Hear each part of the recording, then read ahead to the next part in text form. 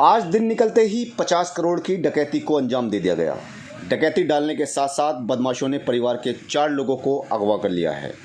पूरा हादसे को अंजाम दिया गया है मौका में, जहां पर एक अमीर परिवार के घर पर 1 दर्जन से भी ज़्यादा हथियारबंद बदमाशों ने अचानक धावा बोल दिया। बदमाशों को मालूम था कि परिवार कोई कीमती ज़मीन खरीदने वाला है, जिसके चलते घर में पैसा रखा हुआ है। इसी के चलते बदमाशों ने तड़के ही तड़के परिवार को बंधक बना लिया।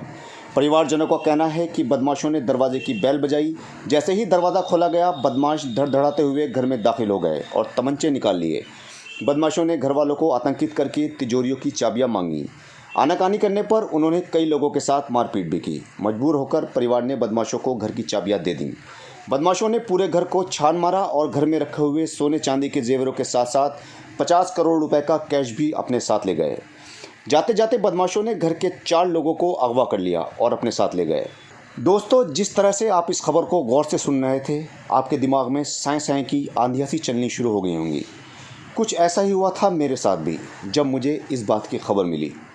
अब ज़रा सोचिए, अगर कोई व्यक्ति सुबह ही सुबह नींद में हो और उसे कुछ ऐसी ही खबर मिले तो उसका क्या हाल होगा, ख़ासतौर से जब वो एक पत्रकार हो और उसे तुरंत उस खबर को कवर करने जाना हो।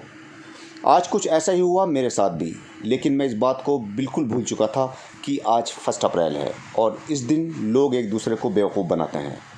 आज जैसे ही मैं अपने बेटे को स्कूल छोड़ने के लिए घर से बाहर निकला, वैसे ही एक साहब ने मुझे ये सारी बातें बताईं जो मैंने आपको बताई हैं, और बहुत ही ज़्यादा सीरियसनेस के साथ बताईं। वो शायद मुझे जानते थे कि मैं एक पत्रकार हूँ, लेकिन मैं उन साहब को नहीं जानता था। लेकिन मैंने उसके बाद कुछ भी नहीं सोचा। मैंने अपना वाहन उठाया और उस मोहल्ले की ओर भगा दिया जहाँ ये हादसा होने की खबर मुझे मिली थी। लेकिन जब मैं वहाँ पहुँचा तो वहाँ ऐसा कुछ भी नहीं था, सब कुछ सामान्य था। मैंने एक युवक से पूछा तो उसने मुझे बताया कि सर, आज 1 अप्रैल है, कहीं आपका किसी ने बेवकूफ़ तो नहीं बना दिया। उस वक्त मुझे लगा कि आज मेरा अप्रैल फूल बना दिया गया है। लेकिन एक बात मेरे जहन में बार बार आती रही कि मैं खबर सुनने के बाद इतनी तेज़ी में आया जैसे मुझे अपना कुछ भी पता ना हो। अगर मुझे कुछ हो जाता, किसी से मेरी टक्कर हो जाती या मुझे कुछ हो जाता तो क्या होता।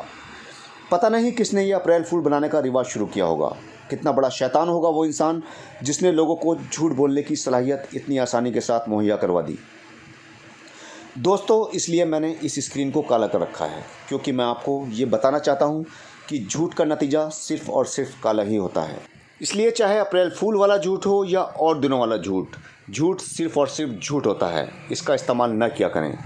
हमारे शहर में चारों तरफ अमन और चैन है, कहीं पर भी किसी तरह की कोई डकैती या अपहरण नहीं हुआ है। ये मेरा अप्रैल फूल बनाया गया था जिसको मैंने आपके साथ शेयर किया है। हंसते रहिए, खिलखिलाते रहिए, खुश रहिए और अपनी ज़िंदगी में सच के उजाले से खूब रोशनी कीजिए।